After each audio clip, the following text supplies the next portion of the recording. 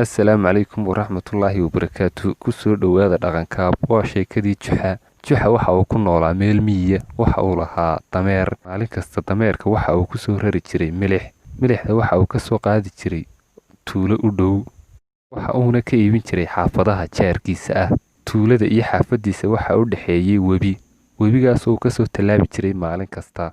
In maalmaha ka mid ah Juxa oo kusoo raray dameerkiisii milixdii oo wada ayaa uu dameerkii ku dhex dhacay webigii. Dhammaan milixdii saarnayd waa ay milmatay, waxaana ay ku milmatay biyihii webiga.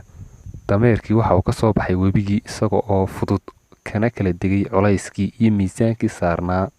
Juxa waxa uu maalintaa tegay xaafadii isaga oo aan waxba sidin oo wata dameerkii oo qura. Labaadii Juxa waxa uu soo raray dameerkii sidii caadada u ahayd. Dameerkii waxa uu fahmay haddii uu dhex galo biyaha ama uu quuso biyaha dhexdooda in culaysku ka yaraanayo, waxa saaranna ay milmayaan. Si la mid ah, dameerkii waxa uu isku dhex tuuray biyihii. Dhammaan milixdii saarnayd waxa ay ku milmatay biyihii.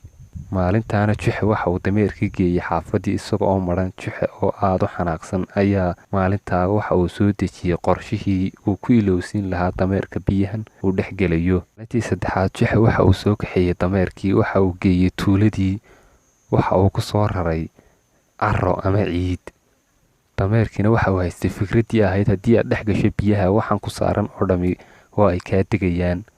Markii la dhex marayay webiga sidii caadadu ahayd, dameerkii waxa uu ku fikiray inuu isku dhex tuuro biyaha. Waxa aanu isku dhex tuuray biyihii.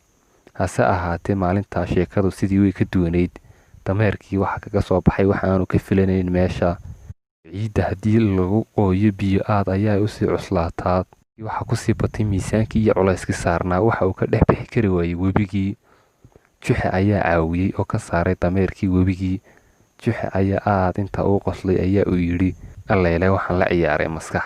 Dameerkii waxa ugu dambeysay maalintaa inuu isku dhex tuuro webiga.